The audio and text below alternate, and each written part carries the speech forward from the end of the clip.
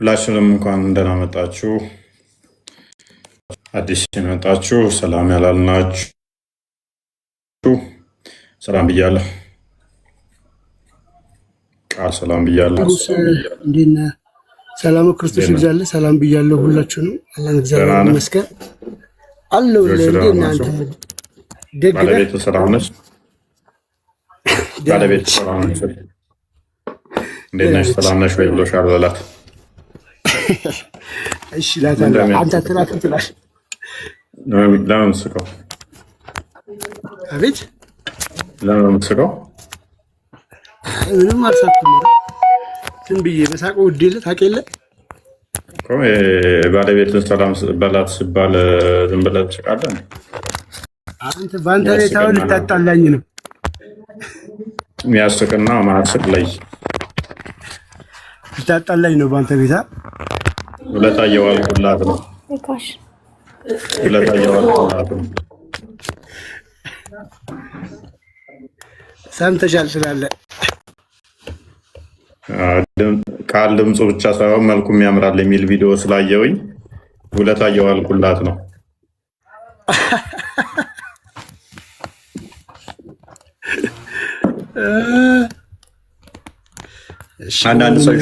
አንዳንድ ሰው ሊሸወድ ይችላል። እንደኛ ፊታቸውን ያልገለጡ የገንፎ አይሚን የአፈር ገንፎ የመሰሉ ሁሉ ቆንጆ ናቸው ሊባሉ ይችላሉ። ፊታችሁን ግለጡ። እንደኛ ቆንጆ ናቸው አይደላችሁም?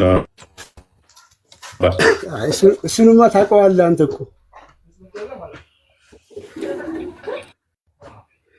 ከአፈር ገንፎ ትንሽ ሻል እንደምትል አውቃለሁ። ክላውድ ሃይ ፎይ ሰላም ነው? ስለሰላም በጣም አመሰግናለሁ። ይገባኛል። ምን እንታዘዝ? ጥያቄ ነበረኝ።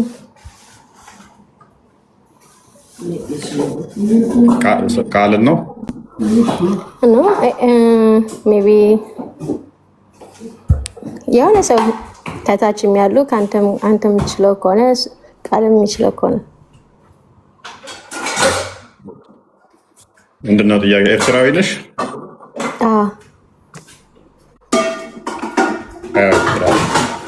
አማርኛ በደንብ ታች አልሰማሁም። አማርኛ እንደ በደንብ ቻው። በማንበብ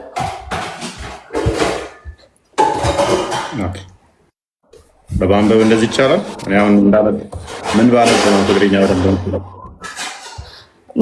ስለ ከማለት ከህፃንነቴ የወንድሞቼ መጽሐፍቶች ነበሩ ከቤትና ብዙ ፊክሽኖች ምናምን አነብ ነበር ገና ከ9 ከ10 ዓመቴ ያለው። በዛ ነው በደንብ እንትን ያልኩት እና በእኛ እርግጠኛ ነኝ ብዙ ፊክሽን አንብበሻል። ብዙ ፊክሽን ስታነቢ መጽሐፍ ቅዱስ ግን ብዙ አላነበብሽም። በጣም የመጨረሻ ላይ መጽሐፍ ቅዱስ ነው ያነበብኩት። ከቤት ዝም ብሎ ቁጭ ብሎ ነበርና 16 ዓመቴ ምናምን ሲሆን አነበብኩኝ ማለት ነው።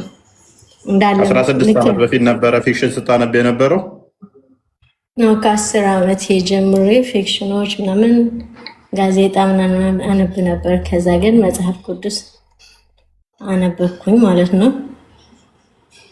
ቆንጆ የንባብ ልምድ አለሽ ማለት ነው። እንደዛ ከሆነ አብዛኞቹ ፊክሽን እና ልቦለድ አይምን የፍልስፍና ነኮች እንደዚህ የሚያነቡ ሰዎች መጽሐፍ ቅዱስን አላነበቡ እና ፋይናሊ ምንድነው የሚሆኑት?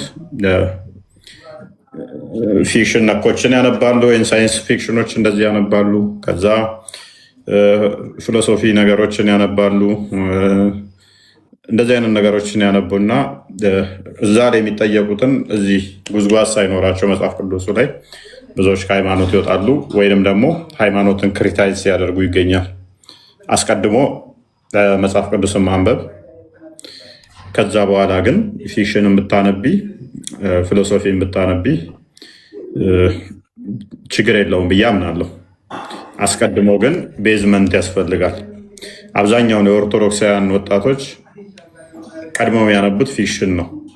አብዛኞቹ መጽሐፍ ቅዱስን ከማንበብ ይልቅ ፊክሽንን አንብበዋል። ቤታቸውም እንደዛ ሊኖራቸው ይችላል።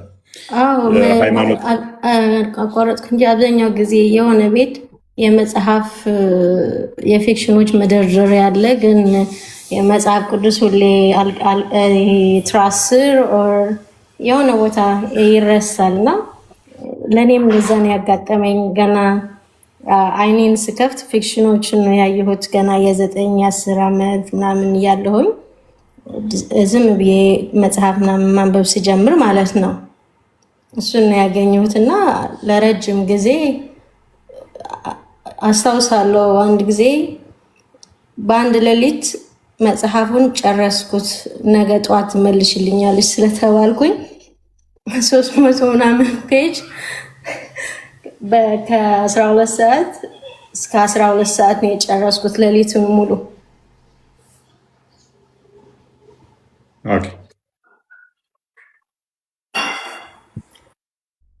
መጽሐፍ ቅዱስ ላይ ሲሆን ግን ራሴን ወገቤን አንድ ምዕራፍ ለማንበባ መጽሐፍ ቅዱስ ደግሞ ልክ እንዳወቅኩኝ እንዳያስኮት ገና የ16 ዓመት ሲሆን ማለት ነው ከዘፍጥረት ጀምሬ ሳላቋርጥ ነው የሄድኩት። ልክ እንደዚህ ሱስ ይዞኝ ማለት ነው። እንደዚህ ነው እንደ መጽሐፍ ቅዱስ ከምል ነው የሆንኩት። በቃ ልክ እንደጀመርኩ እንደ ፊክሽን በየቀኑ ሱስ ይዞኝ እስከ መጨረሻ ነው ያነበብኩት። ከዛ አሁን አድጌ ደግሞ ሳነበው ሁሌ አዲስ ነው ማለት ይሄንን አንብቤው ነበር እንዴ እላለሁ። አንዳንድ ቀን አዲስ ይሆንብኛል። አክቹዋሊ ከዛ በኋላ ትምህርት ቤት ምናምን ተምሬያለሁ። ሁሉንም ማለት ነው ሚስጥራት ምናምን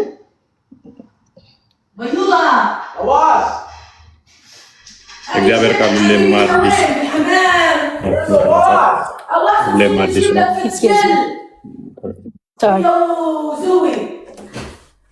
ይሰማል አሁን ይሰማል። ሶሪ ስራ ቦታ ስለሆንኩኝ ነው። እና ወደ ጥያቄ ልግባ እንትን ካላልኩኝ። እሺ ቀጥይ። እንደምሰማው ላይክ ሆም ኬር ኦር ሄልዝ ኬር ምናምን የሚባል ሰምተህ ከሆነ እንደዛ ነው የምሰራው።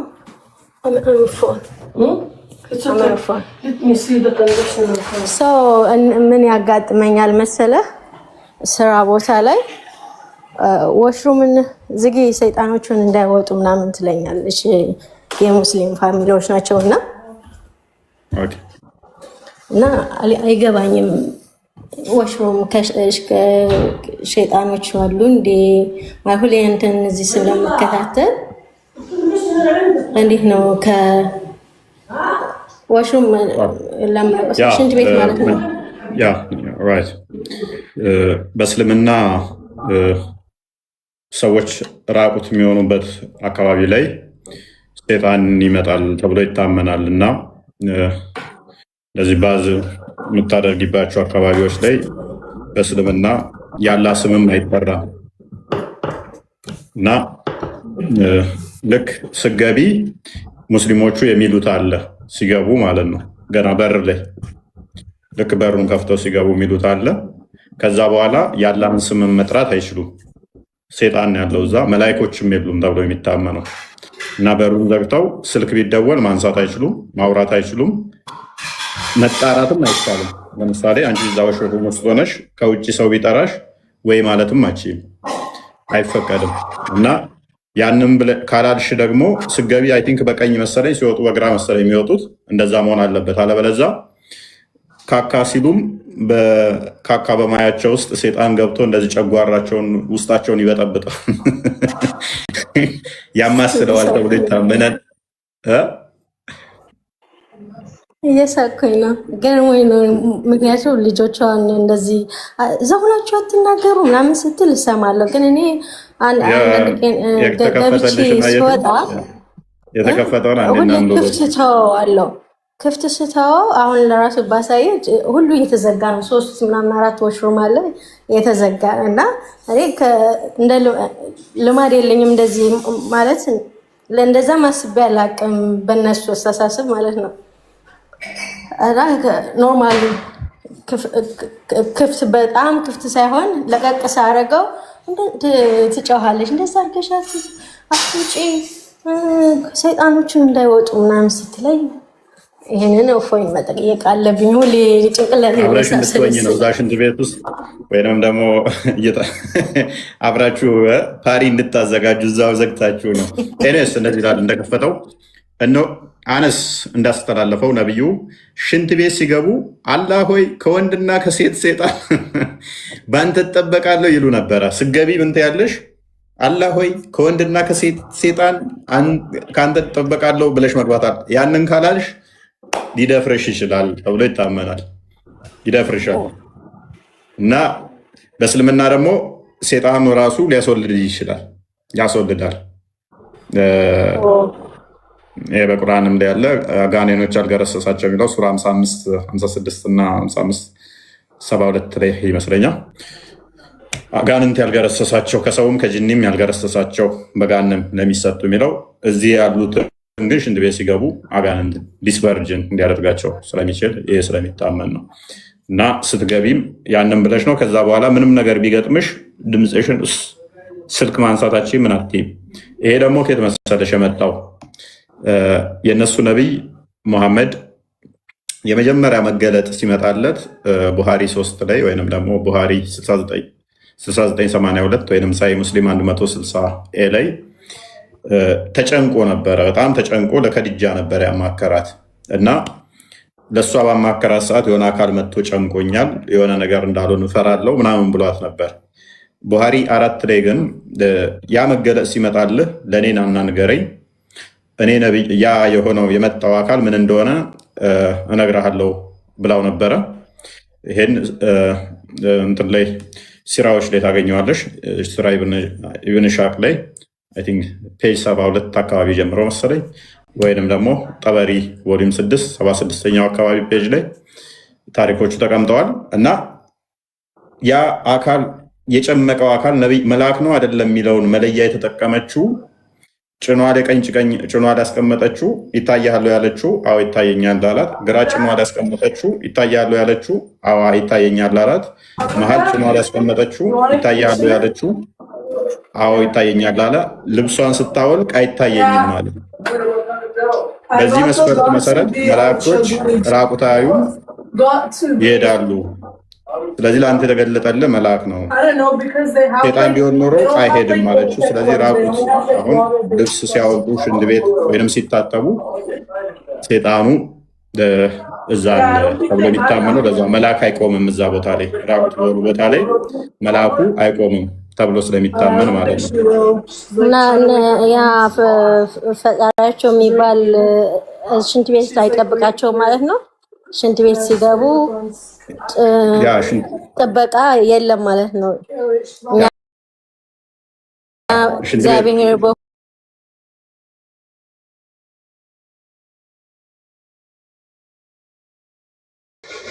እንግዲህ ሰይጣን እንዳይደፍራቸው እንግዲህ አንተ ሰይጣን እንጠበቃለን ብለው መጀመር ወሲብም ሲያደርጉ ነው ልብሳቸውን አውልቀው ወሲብም ሲያደርጉ በአንተ በሰይጣን እንጠበቃለን ከወንድና ከሴት ሰይጣን እንዳይነካን ብለው ካልጀመሩ የወንድየው ብልት ላይ ሰይጣኑ ተጠምጥሞ አብሮት ወሲብ አድርጎ ሊያስወልድ ይችላል። የዘር ፈሳሽም ይረጫል ተብሎ ስለሚታመን ሰይጣኑ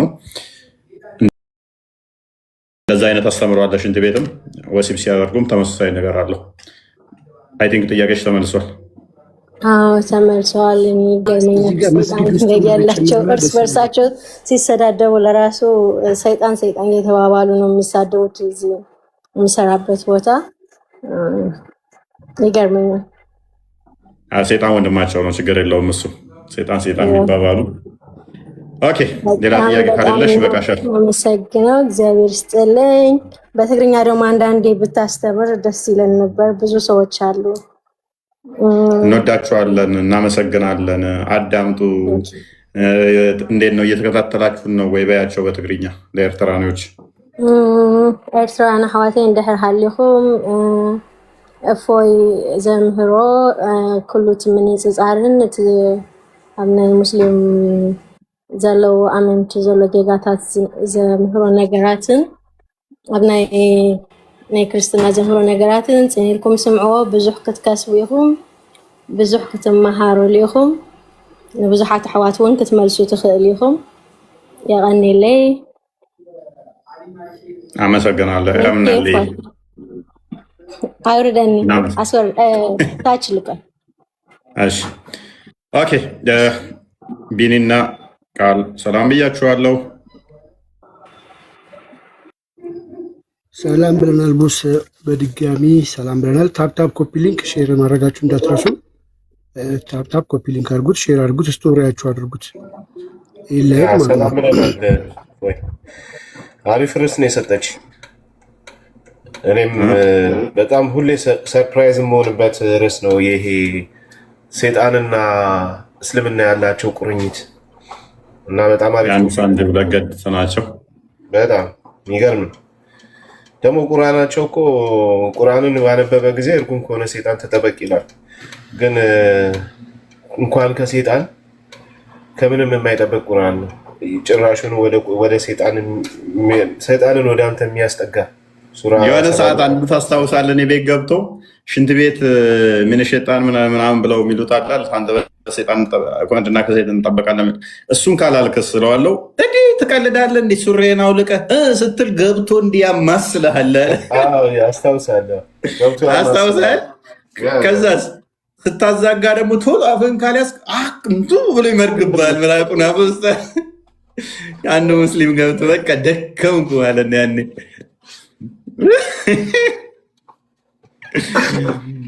በየትኛውም እንቅስቃሴያቸው ላይ ሰይጣን በጣም በዚህ ያህል የሚፈተናቸው ከሆነ እስልምና ላይ ምን እንደሚሰሩ አላውቅም። ፖሊስና ሌባ ነው እኮ እነሱ ጋር።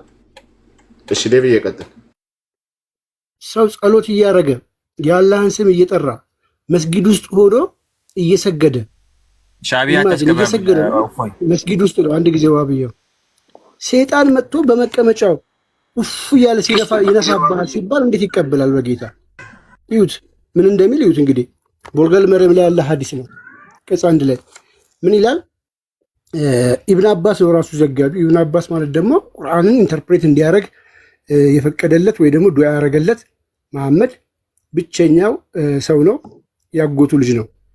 እንዳስተላለፉት የአላህ መልእክተኛ እንዲህ ብለዋል፣ ከእናንተ አንዳችሁ ሰላት ውስጥ ሳለ ሰይጣን ይመጣና በመቀመጫው ትንፋሹን አድርጎ ይነፋበታል። እየሰገደ ያስባል። ጎንበስ እንደዚህ ዘና መስገድ እንዲህ ዘና መስገድ አፍነ ነው መስገድ እኮ ሊትራሊ እኮ ግብረ ሰዶም ማድረግ ማለት እኮ ነው። ቂጥን እንትን ይልሃል። የግብረ ሰዶምነት ነው አስቧል። ወይንም ደግሞ እንትን ሰፍተህ ነው መግባት። ብረት ሾካማ ብረት ሰይጣኑ ማያስጠጋ መከላከያ ወይ ጨርቅ ደፍነው መግባት ነው። ወይንም ደግሞ ይሄ ህፃናት እንደ ህፃናት እንትን ምንድን ነው ዳይፐር አድርገህ መግባት ያለብህ ደፍነው ይቀልዳሉ እንዴ። እኔስ የዛሬ ቶፒካችን ደጃል እና አላህን ይመለከታል። ሰው ከእሱ ጋር በተያያዘ ነው ቶፒካችን። ስለ ደጃል እና ስለ አላህ የምንማማር ይሆናል ማለት ነው። ክርስቲያኖች በተቻላችሁ መጠን አትላኩ። ካሁን ጀምራችሁ ስለ ደጃል እና ስለ አላህ ይሆናል ቶፒካችን። እንግዲህ ስለ ደጃል ብዙ ኪታቦችን ጽፈዋል። ሰው ስለሱ ያለውን አስተምሮ የምንመለከት የምናየው ይሆናል ማለት ነው። ከድር አክቹዋሊ አቅመ ውይይት አይደርስም። ይሄድሽ በድር እንስጠው ወይ እስከ አዳምጥ እባክህ ድንስጠው ምናምን ታለ በሰው ሃይማኖት ታሾፋለህ እንደ አንተ ማራዳ ሆነ ጀግና ከሆንክ ከወጣ ብላ ተወያይም እንዴ እና ሳል ይቀር አሁን አውቆት ነው መግባቱ ዲጮ ነው እንዴ ደግሞ ትመልሳለህ ወይ ትመልሳለህ ወይ? ፖለቲካ ለምን ትሰራለህ ሁሌ አንተ? እሺ ቴንክ ከሰራና ተማር በፊት ነው እኮ ጠርተህ ያለው ሳስገባ ካሊድም አክቹዋሊ ከሱ አይሻልም። ካሊድ እኔ እስልምና ላይ የሚመልስልኝ ራሱ ናፍቆኛል። ሃይማኖቱ የሚያውቅ ሙስሊም እያስተማርኩ ነው እስከዛሬ ይመልስልሃል። በመጀመሪያ ግን የሻዕቢያን ባንዲራ ያዘ ማንኛውም ተቋም ይሁን እዚች ቤት እንዳይገባ ምንድን ነው መሀይም ሁላ አገር አፍራሽ ከድር ስራ ጠብቅ።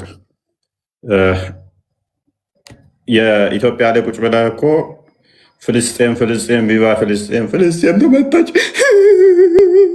አፍጋኒስታን የምትሉ ዳይፐር ቂጥላሽ እኮ ናችሁ እናንተ።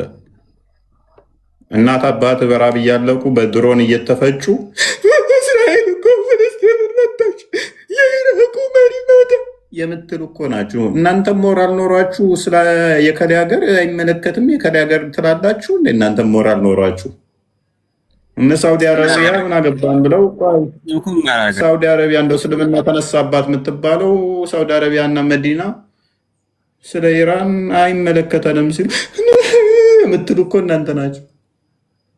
ከነኛ በልጣችሁ ማለት ነው። ስለምን ሀገር ነው የምታወራው? ጎረቤት እዚህ ጋር ሙስሊሙ እየተራበ እየተጠማ መንገድ ላይ ወድቆ እኮ ለእሱ ድምፅ ሳትሆነው ጋዛ ውስጥ እኮ እስራኤል አንዱ ህፃን ሊገደለች ብለህ የምታለቅስ እኮ ነህ። ወንድምህ እዚህ ጋር በድሮን እያለቀ ኢትዮጵያ ውስጥ በሺ እያለቁ እኮ ደንታችሁ አይደለም። ደግሞ እናንተም ታወራላችሁ ስለዚህ ጉዳይ። እፈሩ እንጂ ተደበቁ። እኔስ ፖለቲካ ትስራና ስትመጣ ወደ ቶፒኩ ቀጥል። ፖለቲካ ትስራ ትላለህ። እኔስ ግን ዋሃብያዎች ነግረውናል። ኤርትራዊ መስጊድ እንደማያስገቡ ነግረውናል ዋሃብያዎች። በዚህ አጋጣሚ እናመሰግናለን። መስጊድ አታስገባቸው ቢመጡ ኤርትራውያን አላስገባም አላልኩም። እኔ ይሄን አላልኩም። የእሱ የሻዕቢያን ባንዲራ የሚይዝ ሁሉ የሻዕቢያን ባንዲራ የፈለገነት የሚይዝ ካለ መባረር አለበት። የኢትዮጵያ ሀገራችን እያፈረሱ ያሉት እነሱ ናቸው። ፍልስጤም ሚዩት አድርግ በቃ። አቡ አብደላ ምን አለመሰላችሁ? ባለፈው ሳውዲ ኑ ወደ እስልምና ግቡ ብላ አሁን ጦርነት ብከፍት አለ። ጎረቤት ሀገር ላይ ጦርነት ብከፍት ስንት አይነት ድንዝዝ ሙስሊም እኮ አለ። ለሀገሬ ይጋደላለሁ ለሀገሬ ይዋጋለሁ ሚላል አለ። ሳውዲ አሁን እኛ ላይ ወረራ ብፈጽም ወደ እስልምና ግቡ ብላ ለሀገራችሁ ነው የምትዋጉት ወይስ ለሳውዲ አለ? ለሀገራችንማ እንዋጋለን የሚል ስንት አይነት የተበላሽ አስተሳሰብ ያለው አለ አለ። ውሽ ሚንስ ኢትዮጵያ የሆነ ለማን መዋጋት ያለብህ ነው? ለሳውዲ። ወደ እስልምና ግቡ ብላ ሳውዲ አቅም ኖራ ራሱም እንደዚህ ነው ያለው። ቅዋ ተሰጥቷት ሳውዲ ወደ እስልምና ግቡ ብላ ጦርነት ብከፍት ጎረቤት ሀገራት ላይ ለሀገራችን እንሞታለን የሚል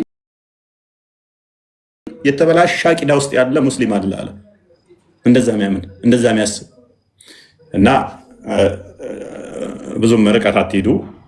አስፈላጊ ከሆነ ሐዲስ እና ቁርአን ልጠቅስባችሁ ስለምችል ማለት ነው። ኤኒዌይስ ወደ ቶፒካችን እንመለስ እና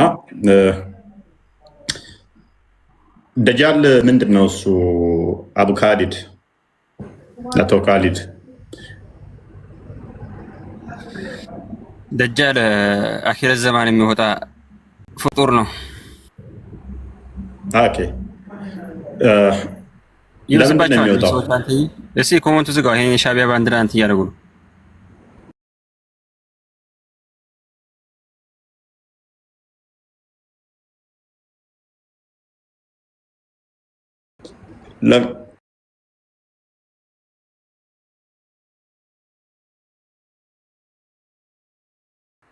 ለምንድን ነው የሚወጣው?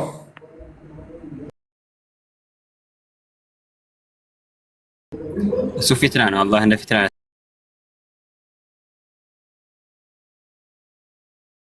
ያስቀምጠው።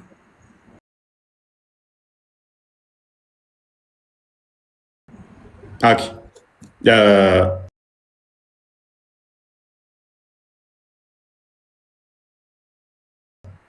ስለዚህ መጨረሻው ትልቅ እንትን ነው ማለት ነው። አጥፊ ነው ወይንስ አልሚ ነው?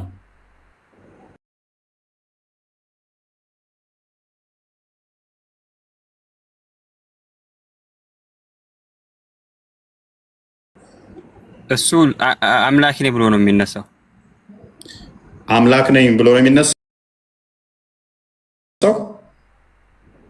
አምላክ ነኝ አምልኩኝ ይላል። ታዲያ አምላክ ነኝ አምልኩኝ ካለ ለምን አታመልኩት? እናንተ መስፈርታችሁ አንድ አምላክ ለመባል አምላክ ነኝ አምልኩኝ ማለቱ አይደለ? አምላክ ነኝ አምልኩኝ ካለ ለምን አታመልኩት? እኛ እኮ ቁርአን እኮ አለን። እሱ እኮ ምንም ነገር የለውም። ይሄ እኮ አላህ እኮ አስቀድሞ ነው። መስፈርታችሁና እኛ ጋር ስትመጡ ኤግዛክት ወርድ ፋላሲን ተጠቅማችሁ አምላክ ነኝ አምልኩኝ ያለን ነው የምንፈልገው ትሉ የለ። ስለዚህ አይደለም እኔ አሁን አንተ አምላክ ነኝ ካላመልኩ ፓኒክ አታድርግ። መስፈርታችሁ እኛ ጋር ስትመጡ ኤግዛክት ወርድ ፋላሲ የምትጠይቁ ከሆነ ደጃል አምላክ ነኝ አምልኩኝ ካለ በምን መስፈርት ነው አናመልክ የምትሉት? ምክንያቱም እናንተ የምትፈልጉትን እኛ የምትጠይቁንን አምላክ ነኝ አምልኩኝ ቃል በቃል ስለሚል ለምን መሰለህ እኛ ማናመልከው አላህ አስቀድሞ ነግሮናል። አላህ ሱብሓነሁ ወተዓላ አኺረት ዘመን ላይ ይሄ ፊትና እንደሚመጣ በሙስሊሞች መሃል ነግሮናል። ገብቶሃል? ደጃልና አንድ ጥቅስ ቆይ አውል ቤሪው አንድ ጥቅስ ብቻ ደጃል ይመጣል በቂያማ ቀን ብሎ ቁርአን ላይ የተናገረበትን አንድ ጥቅስ ብቻ አስተኝ። አንተ ነህ ደጃሉ ቁርአን በሐዲስ ምናምን ነው። ተረጋጋ ቆይ። አንድ ጥቅስ ብቻ አላህ ደጃል ይመጣል ብሎ ቁርአን ላይ የተናገረበትን አንድ።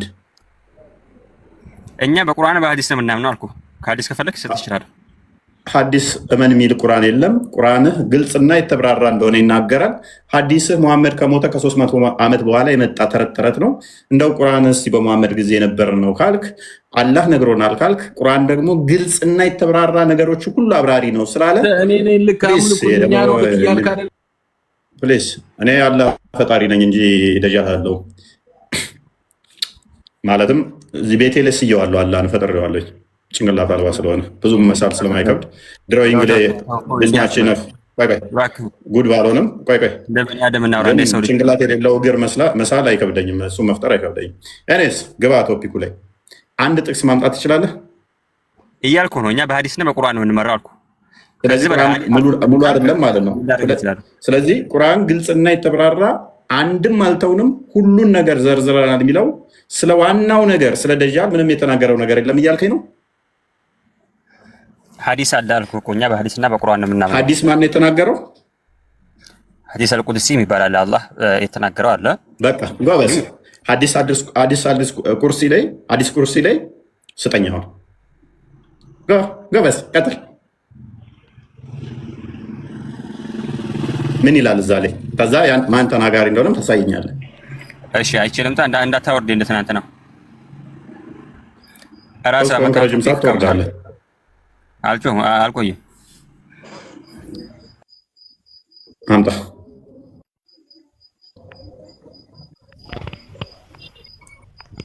ኦኬ።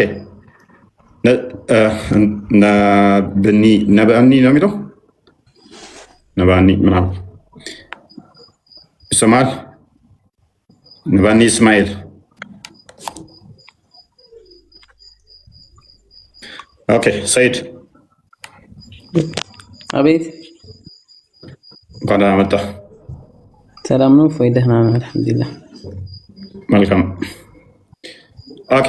ደጃልን ማን ነው የሚገለው? ደጃልን ዒሳ ኢየሱስ የት አለና ነው? ደጃል ገና የሚመጣ አይደል እንዴ? ኢየሱስም ይመጣል።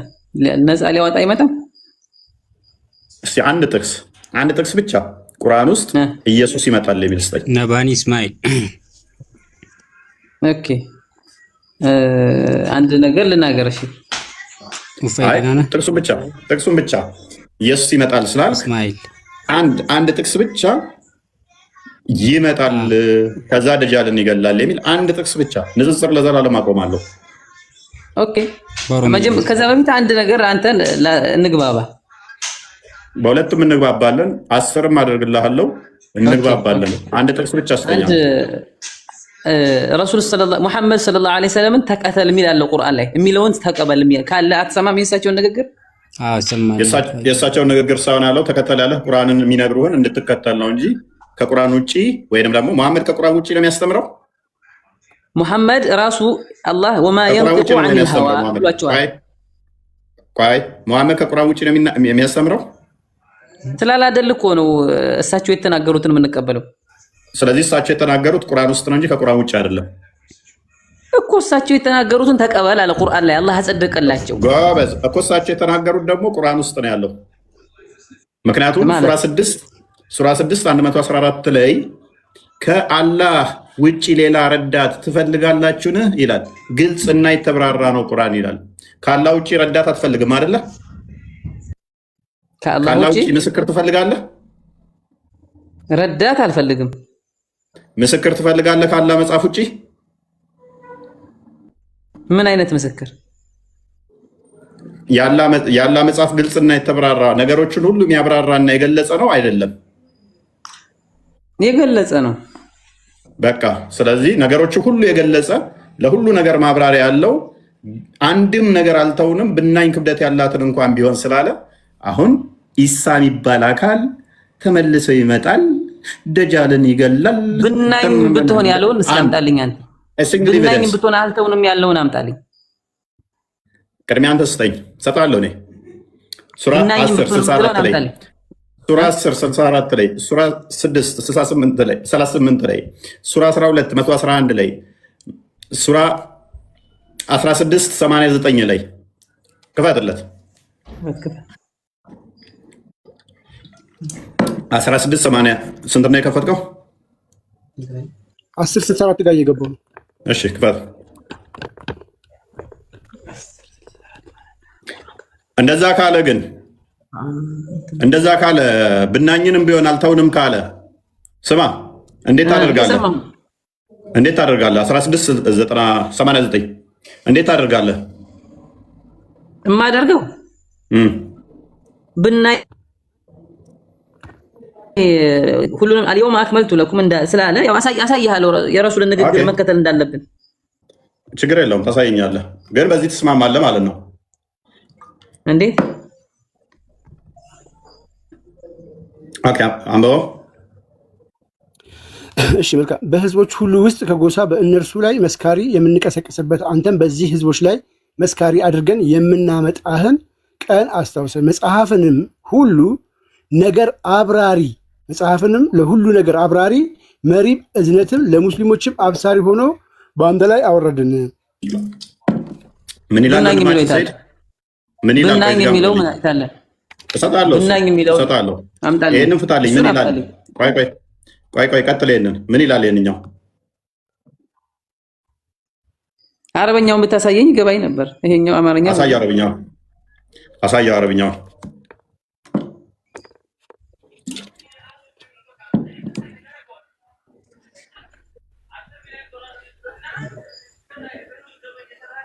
እሺ ማብራሪያ እኮ ነው። ለሁሉም ነገር ማብራሪያ የሆነን ነገር ነው። የቀረ ነገር ብናኝ እንኳን ብትሆን ቀርታለች። ለሁሉም ነገር የሚያብራራ ነው አይደለም? የሚያብራራ እኮ ነው ያለው እንጂ እያንዳንዱ ነገር ጠቅሰናል ያለው ብናኝ ያልከው ነገር ሁሉም ነገር የሚያብራራ ነው አይደለም? እኔ ያልኩትና እንደግምልሃለሁ፣ አሳያለሁ። ቅድም የከፈትከውን እንትና ቃል ክፈተው፣ ሱራ 10 ክፈተው። እኔ እንትን ከማለቴ በፊት ቆይ የረሱልን ንግግር ነው እንከተላለን አልኩህ አይደለ? ቆይ አላህ ብናኝ እንኳን ትቷል አልተወም?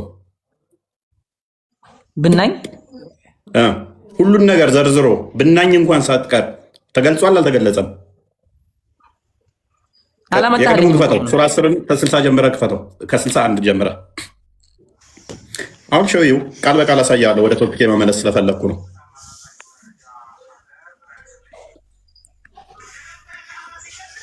ከ61 ጀምረህ አድርገው ጊዜ ለመቆጠብ።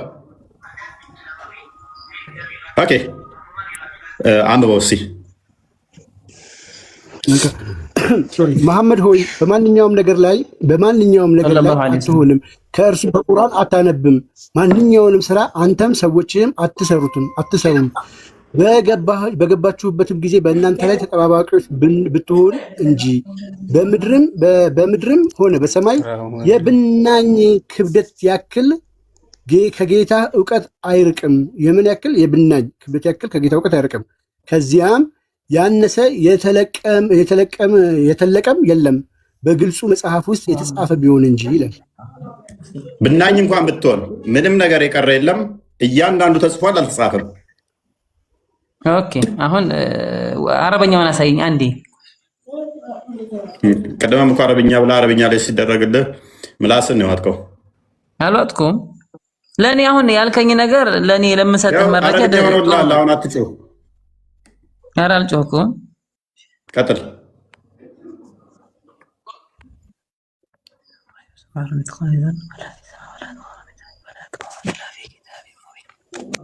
መርሐባ። እሺ ጎበዝ። ያው ሁሉንም ጠቅሷል ነው ጎበዝ። ሁሉንም ስለጠቀሰ ስለተስማማ ብናኝ እንኳን ያልቀረችው ደጃል መምጣት የኢሳ መምጣት የደጃል እንኳን አይምን የብናኝ ያህል እንኳን ክብደት የለውም፣ ጥቅም የለውም አለው እንጂ ጎበዝ።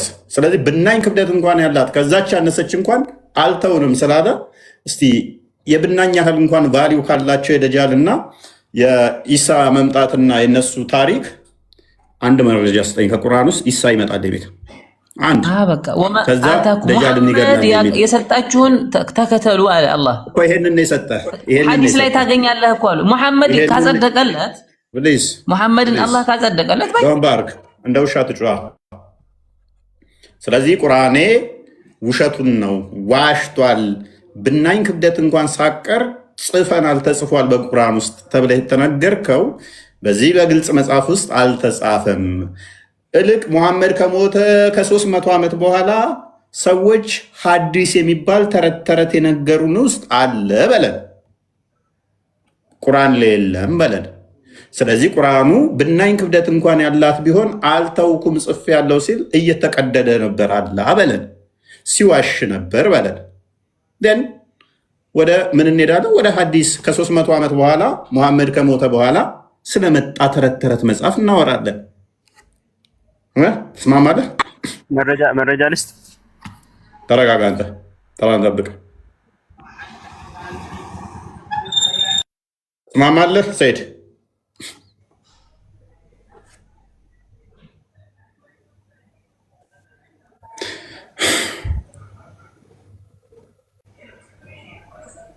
ትስማማለህ ወይ?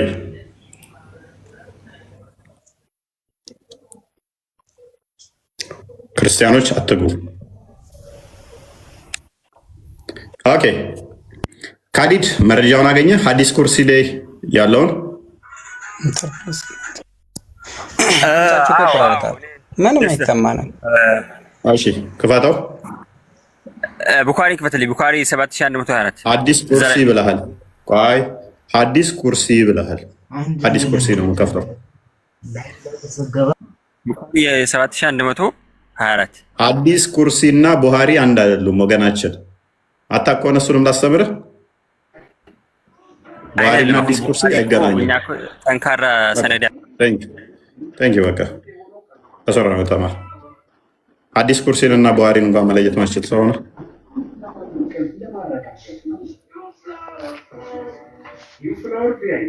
ኦልራይት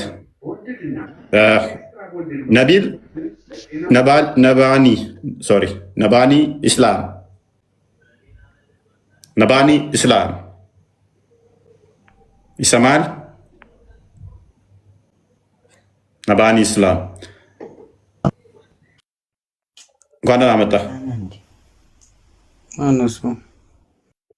እንኳን ደህና መጣ። ከእንቅልፍ አልነቃህም እንዴ? ሃይደር እንኳን ደህና መጣ። ሃይደር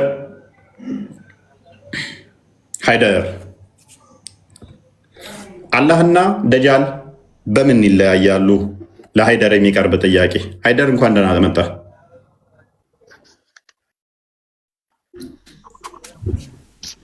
እንኳን ደህና ቆያችሁ። ይሰማል? ትሰማለህ? ሰላም ነው? አላህና ደጃል በምንድን ነው የሚለያዩት? በምንም አይገናኙም። ነብይህ በምንድን ነው እሱ ይለያያሉ ያለው? አላህና ደጃልን እንዳትደናገሩ፣ አላህ ደጃልን እንዳይመስልባችሁ በምን መለያያ መንገድ ሰጣችሁ? አለ መለያ ተብሎ የተጠቀሱ ነገሮች አሉ። ለምሳሌ መለያ ተብሎ የተጠቀሱ ነገሮች አሉ። ለዩት አለ አንድ አይኑ የታወረ ነው። ኦኬ፣ አንድ አይኑ የታወረ ነው ማለት ስለዚህ አላህ አንድ አይኑ የታወረ አይደለም ማለት ነው። አላህ እውር አይደለም፣ የሚያይ ነው። ኦኬ፣ ስንት አይን ነው ያለው አላህ? ለአላህ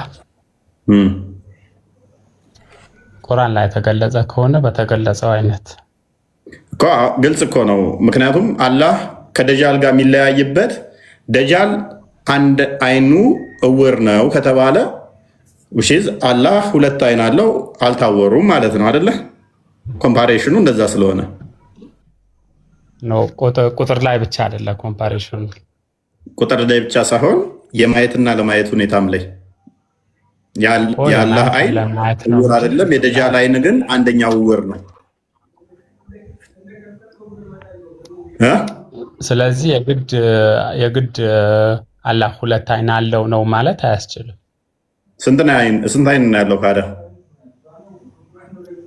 ነው እሱ ቁርአን ላይ የተጠቀሰ ነገር ካለ በተጠቀሰው አይነት አምናለሁ።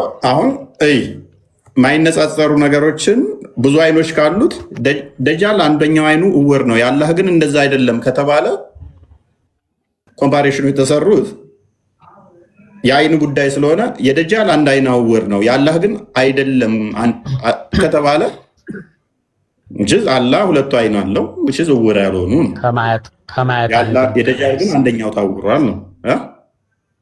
ከማየት አንግል ቢሆን ከማየት አንግል አይደለማ። ምክንያቱም አንድ አይኑ እውር ነው ሲባል አንደኛው አይኑ ልክ እንዳላህ አይን እኩል ያያል ማለት ነው። ኖ አላህ ሁሉንም ነገር ማየት የሚችል እሱን ግን እኮ ውድድር አሁን ከማየት እኩል ሎንግ ዲስታንስ ከማየት አንጻር ከሆነ ሎንግ ዲስታንስ ከማየት አንጻር ከሆነ አንድ አይኑን ነው እውር አድርጎ የሰራው አይደለ? አንድ አይኑ እውር ነው። ጌታችሁ ግን አንድ አይኑ እውር አይደለም፣ አላህ እውር አይደለም የሚለው ሲመጣ የደጃል አንደኛው ሊተራል እውር ነው አይደለ? አንደኛው ግን ያያል አይደለ?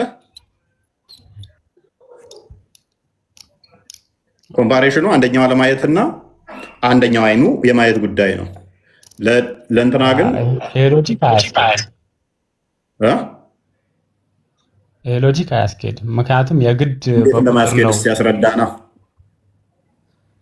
ምክንያቱም ከማየታቸው ከአቅም አንጻር ሊሆን ቢችልስ ብሎ ነገር የለም። አላህ ብዙ በደንብ ያያል፣ ደጃል በደንብ አያይም ብሎ አይደለም የተናገረው። አምላክህ ምን ብሎ የተናገረው? ነብይህ እንዳትደናገሩ፣ በደጃልና በአላህ መካከል እንዳትደናገሩ፣ ጌታችሁ አንድ አይን አይደለም፣ ደጃል ግን አንድ አይና ነው ብሎ ነው የተናገረው እንጂ አርቆ ያያል አርቆ አያይም የሚል አይደለም የተናገረው። ምክንያቱም ይሄንን ደግሞ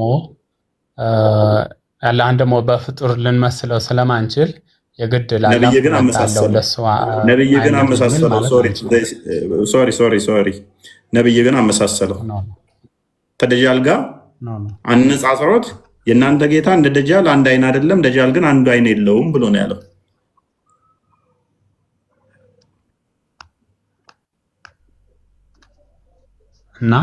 እና ከቁጥር አንጻር ነው ልትለኝ ነው? ከዚህ አንጻር እንደዛ ስላለ አብሶሉትሊ ከቁጥር አንጻር ካልሆነ ደጃል አላህ እነዚህ የሚታይ የሚዳሰስ አይን ባይኖረው ኖሮ እንዳትደናገሩ የእናንተ ጌታ አንድ አይኑ እውር አይደለም፣ የደጃል ግን አንደኛው እውር ነው ተብሎ ሊነገር አይገባም። ምክንያቱም እሱ ለምሳሌ እንደዚህ እንደ ደጃል የሚታይ አይን ባይኖረው ግንባሩ ላይ ወይንም ደግሞ መንፈስ ቢሆን እንደዚህም ተብሎ አይነገርለትም። ንጽጽር ውስጥም አይገባም። ሲጀመር ንጽጽር ውስጥ ሁለት ነገሮች ኮምፓሬሽን ልትሰራ የምትችለው ተመሳሳይ የሆነ እንትን ሲኖራቸው ነው፣ ካታጎሪ ሲኖራቸው ነው። በሆነ ነገር ላይ ካታጎሪያቸው ተመሳሳይ ሲሆን ኮምፓሬሽን ቢሰራ በፍጡር ፐርስፔክቲቭ ነው እንጂ በፈጣሪ አንግል ንጽጽር አይሆንም። ደጃል እኮ ፍጡር ነው። አሁን አንተ ፍጡርና ፈጣሪ ነው እያወዳደርክ ያለው። እኔ አይደለሁም ያወዳደርኩት። እንዳትደናገሩ ደጃል አንድ አይና ነው፣ አላህ ግን አንድ አይና አይደለም ብሎ ያለው እኮ ነው ያደለው። ስለዚህ አንድ አይና አይደለም እኮ ይሄንን ንጽጽር የሰጠው ነው ያደለው። ኦፍ ኮርስ ያው አንድ አይና አይደለም እያልከኝ እኮ ነው አላህን። ስለዚህ ግን ከማን ጋር ተነጻጽሮ ነው? ከማን ጋር ተነጻጽሮ ነው? የግድ ተነጻጻሪው ሁለት አይን ስላለው አንተ ይሄ ኖርማል ሎጂካሊ እየሄድክ ነው ያለው። ይህንን ሎጂክ በፍጹምና በፈጣሪ ዘንድ አይሰራም። አይደል ሊነጻጸር የሚችለው አንድ ነገር እሺ፣ አብራራልን። አንተ ከምን አንጻር ነው ያነጻጸረው? ከማየት አቅም ቁጥር ከማየት አንጻር ይነገራል እንዴ? አንድ ሁለት ተብሎ የማየት አቅም ይነገራል? ምክንያቱም እሱ አይነ ዕውር ነው። ቁጥር ይነገራል ወይ? ለማየት አቅም አንድ ሁለት ተብሎ ይነገራል ወይ? አይደለ? ይሄንን ሎጂክ እዚች ቦታ ላይ አይሰራም። ተበላ። አየህ፣ በቁጥር ነው የተናገረው ነብይ።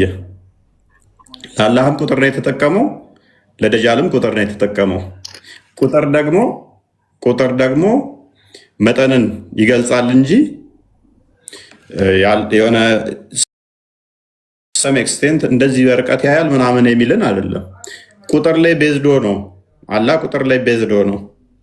ሁለት ሲሆን በደንብ ያያል፣ ብዙ ሲሆን በደንብ ያያል፣ አንድ ሲሆን በደንብ አይነት ስታፍ ውስጥ ከገባ ወደ ፍጡር እስከተትከው አሁንም ማለት ነው። ምክንያቱም እኔ አንድ አይኔ ሲሆን የማየው በዚህኛው ሳይድ ያሉትን በዚህኛው መጠን ያሉትን ብዛት ላይ ትንሽ ነው ማየው። ሁለት ሲሆን ደግሞ ከብዛት አንጻር በዚያ ያለው ማለት ነው። አላህንም እንደዛ ከከተትከው በቁጥር ገድበህ ወደዛ ውስጥ የምከተው ከሆነ ከፍጡር ጋር መሳሰልከው። ቁጥር ማተር የሚያደርገውና መጠኑ ከቁጥር ጋር የተያዘ መጠኑ ቁጥር ላይ ቤዝድ የሚያደርግ ከሆነ መጠኑን ወደ ምን እየወሰድከው ስለሆነ አንተ የሚያይበት የርቀቱን መጠን ከቁጥር ጋር እያገናኘኸው ስለሆነ እንደዛ ከሆነ ጭዌው ስለዚህ የፍጡር ባህሪ ያለው ማለት ነው። አላህ አይደለ? በፍጹም እነዚህ ሁለቱ ይበልጥ ነገሩን ግልጽ ከማድረግ አንጻር ነው እንጂ ቁጥሩን ወይም እንትኑን ከማመሳሰል አንጻር አይደለም። ኦኬ፣ ደጃል የትኛው አይኑ ነው ዕውሩ? አይ ዶንት ኖ እንትን የለኝም። እሺ፣ ቁርአን ግልጽና የተብራራ ነው አይደለ? በትክክል መህዲ ነው የሚቀድመው? ደጃል ነው የሚቀድመው?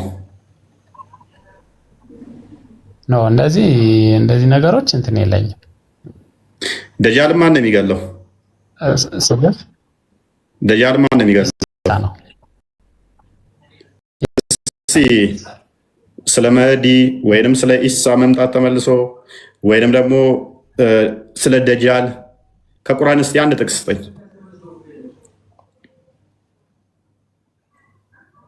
ከሐዲስ እሰጥሃለሁ።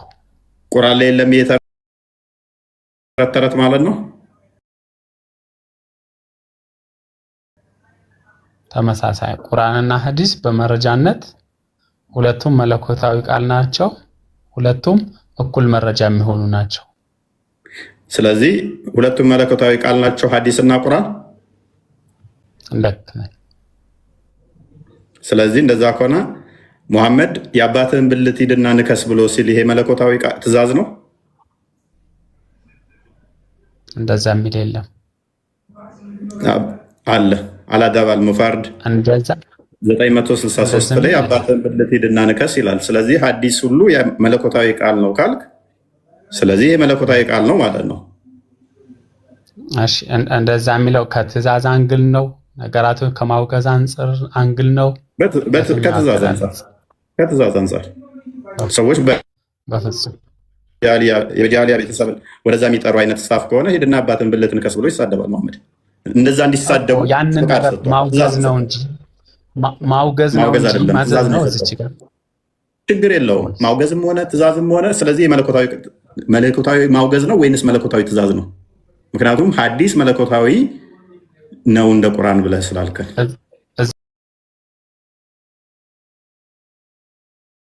ዛች ቦታ እንደዛ የሚለው ያንን ተግባር ከማውገዝ አንጻር ነው እንጂ አይደለም። ተግባሩን እንዲተገበር ከማዘዝ አንጻር አይደለም። የአባትን ሂድና ሽንት መሽኛውን እንዲነክስ ንገሩት ማለት ምን ማለት ነው? እስኪ ትእዛዙን አሳየኝ። ያው እያነበብከው ነው። አንተ አማርኛው ፓርት አድርግልኝ።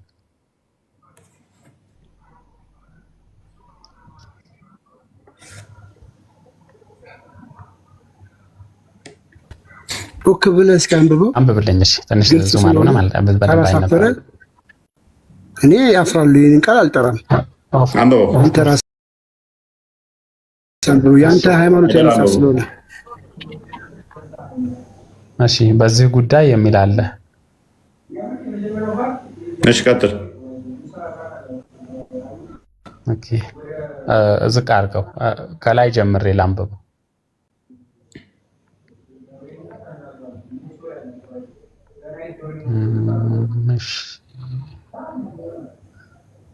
እሺ ድምጽ አይሰማም። የዘር ሐረግ ይላል። እያነበብኩ ነው። አንድ ሰው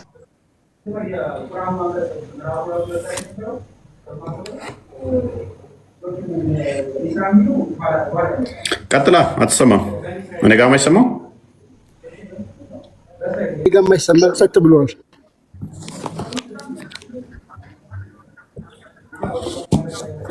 ሃይደር ያንን ቁላን ምናለው እኮ የተጻፈውን ነው የማነበው። ምንም ችግር ያለው ነገር አይደለም እኮ። ድምጽ እኮ አይሰማም። ምንም ሌላ አማርኛ እኮ አይመጣለትም። የአባትህን ቁላን ንከሳለሁ። ሌላ አማርኛ እኮ አይመጣለትም። ቃሉን ነው አይደለ? ስለዚህ ይህንን አገላለጽ እዚች ጋር ይኸው ልክ እፎይ እዚች ጋር መልስልኝ። እሺ እንካ አምር ነው ደግሞ ቆይ እኔ መልስልኝ አትበለኝ። እኔ ከመመለሴ በፊት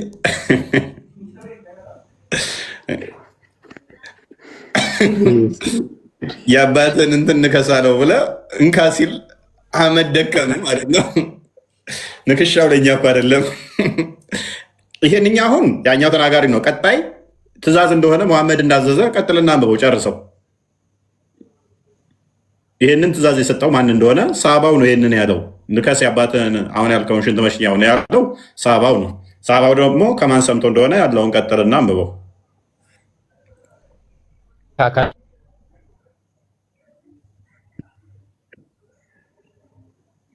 ቀጥላ ሃይደር ከላይ ጀምረን ሃይደር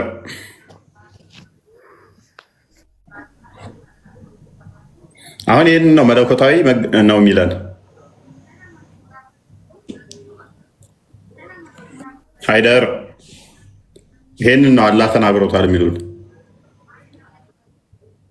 ሰማተዋል።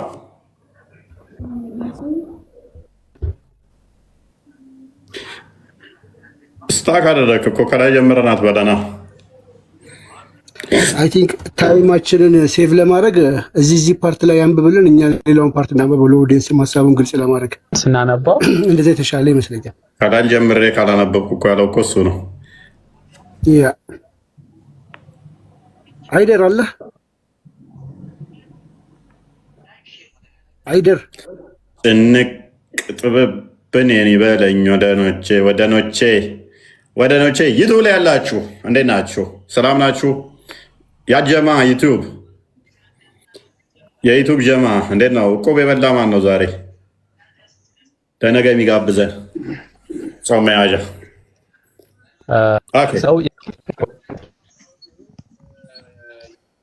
እሺ ልቀጥል። አይደል ምን ልቀጥል ትላለህ? እስካሁን ስቀጥል ቆይተህ ጠብ የሚል እሺ አንብበዋ መጨረሻውን ያለውን ታወራኝ። ይህንን ነገር የተጻፈው ከትእዛዝ አንግል ነው እያልከኝ ነበር። ኖ ከማንበቡ ጋር ነብይ ያለውን አንብብ እኮ አንብብ። ይህ ንግግር ያስደነግጣችኋል፣ ያልተመቻችሁ ይመስለኛል አላቸው። በመቀጠልም እንዲህ አለ፣ በዚህ ጉዳይ ላይ ለማንም ከመናገር ወደኋላ አልልም። ምክንያቱም ቀጥል። አሁን ምክንያቱም ከሚለው ጀምሮ ቀጥል ቀጥል። እንደጀመርክ ጨርስ። ቀጥል። ያንተ ሐዲስ ነው። ራስህ አንብብና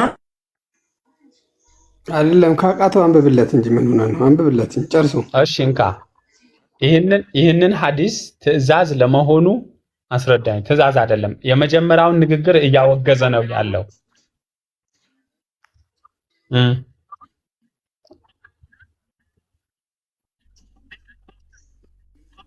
በቃ ከተነበበልህ እለፈው።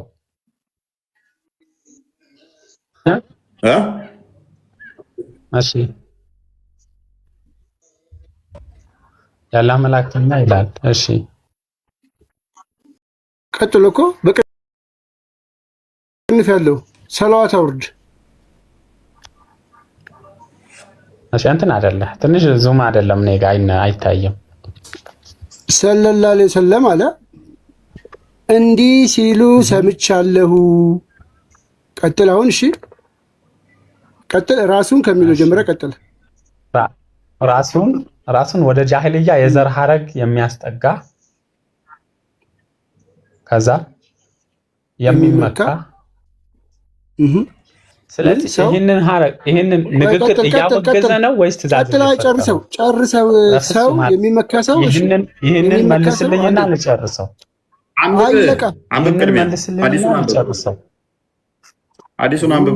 ይችን መልስልኝና ልጨርሰው። እስከዚህ የደረስንበት የመጀመሪያው ንግግር እያወገዘ ነው ወይስ ትእዛዝ እየሰጠ ነው? በዘር ሐረግ የተመካው ነው። በፍጹም ያንን በዘር መመካትን የማይቻል መሆኑ የሚያወግዝ ነው እንጂ በዘር መመካት የዚህ አስጠያፊ ነው ለማለት ነው እንጂ ያንን ተግባር ፈጽም አይደለም። በዘር ሐረግ ለሚመካ ምን እንድትለው ነው ትእዛዝ የሰጠህ? ቀጥል። የተጠየቀውን ብቻ መልስ። የአባቱን ብልት ምን? የአባቱን ብልት ምን? እጅ ነው? እግር ነው? ብልት? የአባቱን ብልት ምን? ሲጀመር የአባቱን ብልት እንደ መንከስ ነው ለማለት ነው። ሌላ ነገር ገብቷችኋል? አይደለም። በስርዓት በል። አንደኛ የአባቱን ብልት አይደለም የሚለው፣ ሁለተኛ እንደ መንከስም አይደለም የሚለው። በስርዓት አማርኛ መዝረክረክ ነው። አረበኛው እንደዛ አይደለም የሚለው። ምንድን ነው የሚለው? አንብበው። ያ አረብኛው ልተርጉምልህ በለው። ቀጥል። በለው። ቀጥል።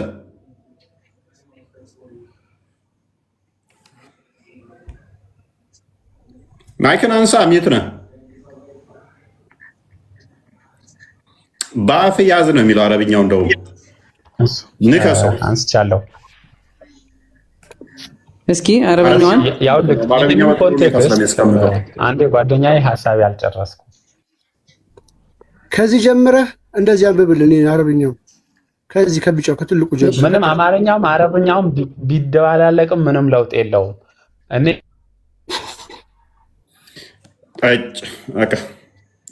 ወደ ቶፒካችን እንመለስ። ገና ከ3ኛ ክፍል ያላለፉ ናቸው እነ አህመድ። እንኳን ደህና መጣህ። እንኳን ደህና ቆየ።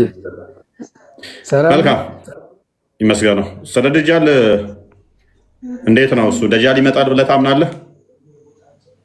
ይመጣል።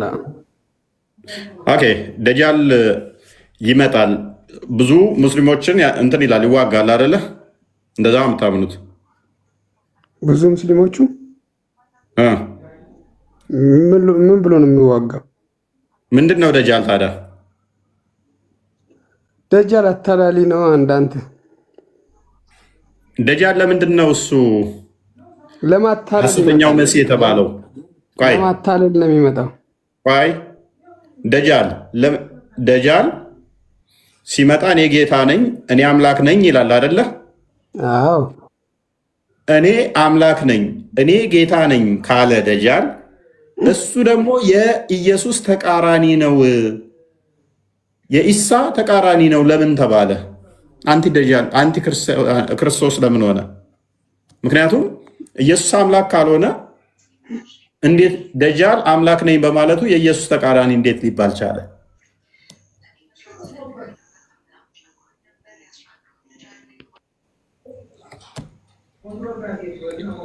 ቴብሉ ያንተ ነው፣ መልሱ ያንተ ነው፣ ማይኩ ያንተ ነው።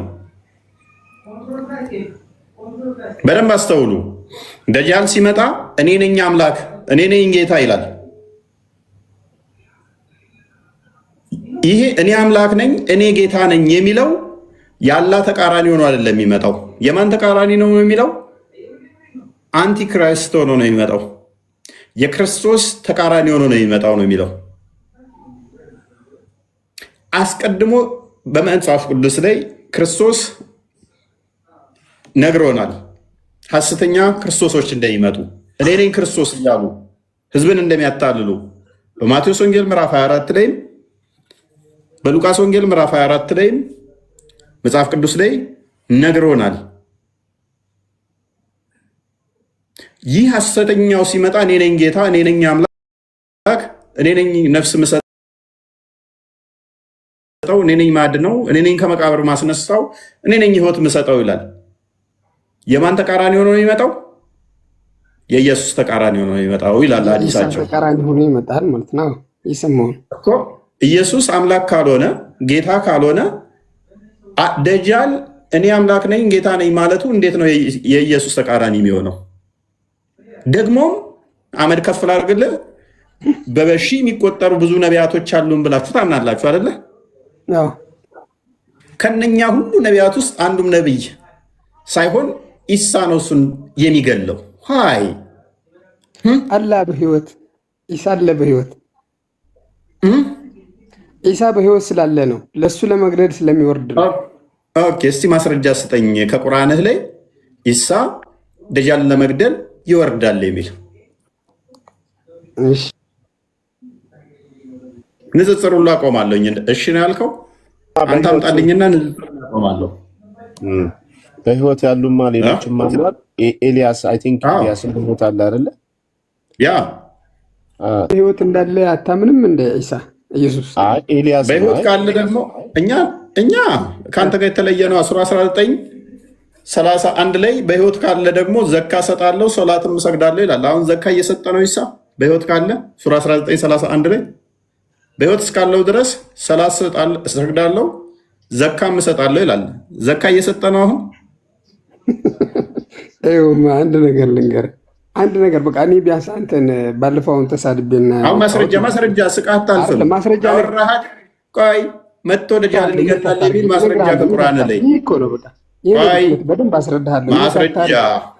ማስረጃ አምጣ ቀጥታ ወደሚት ትገባለህ እኮ ማስረጃውን አንተ እኮ ማስረጃ አንተ ወደሚት ማስረጃ አንተ ተረት አንፈልግማ ወንድማችን፣ ቀጥል። እሺ እኔ ተረት አይደለም ላስረዳህ ነው በደንብ አድርጌ። እሺ ቀጥል። ተረት ስለሆነ ማስረጃ የለውም ላስረዳ ብሎ ቀጥል ስለው ደግሞ ልቅ አለ። ምን ያህል እንደሚፎግሩ አየህ አይደል? እነኚህ ሰዎች ምን ያህል እንደሚዋሹ። አዎ እኔ በጣም የሚገርመኝ ሁሌ እፎይ፣ እኔ ለምንድን ነው ደጃል ሲመጣ አምላክ ነኝ ብሎ ነው የሚመጣው? አምላክ ነኝ ብሎ ከመጣ ለምንድን ነው ታዲያ እሱ የኢሳ ተቃዋሚ ሆኖ የሚመጣው? ያ መምጣትም ካለበት የአላህ ተቃዋሚ ሆኖ ነው የሚመጣው። ምክንያቱም አላህ ስለሆነ አምላክ በአላህ ልክ ነው ክሌም ማድረግ የነበረበት። እሱም አምላክ ነው እኔም አምላክ ነኝ ብሎ ነው። ስለዚህ ወርዝ አያደርግም። ኢሳ አምላክ ካልሆነ የኢሳ ተቃዋሚ ሆኖ እንዴት ሊመጣ ይችላል? የኢሳ ተቃዋሚ ሆኖ ከመጣ አምላክ ነኝ ብሎ ስለሚመጣ ኢሳም አምላክ ነው ማለት ነው፣ ፓራራል የሚያደርገው። ስለዚህ ይሄን ነገር በደንብ አድርጋችሁ መልሱልን። ለምን የኢሳ ተቃዋሚ ሆኖ ይመጣል? የአላህ ተቃዋሚ ለሆኑ ለምን አይመጣም? አምላክ ነኝ ብሎ ከመጣ ሊትራሊ ሊሆን የሚገባው የአምላክ ተቃዋሚ የአላህ ተቃዋሚ ነበር መሆን የሚገባው።